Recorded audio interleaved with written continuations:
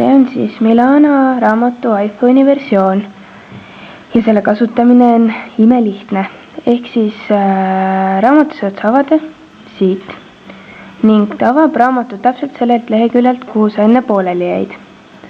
Lehekülgede keeramine käib niimoodi ja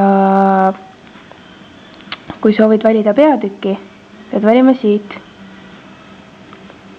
mõne sobiva numbri. Näiteks võtame 27. Niisiis. Samuti on võimalik muuta kogu taust ka mustvalgeks ning lisaks sellele on võimalik muuta fondi suurust. Hetkel on keskmine, aga saab ka näiteks suuremaks ja tagasi.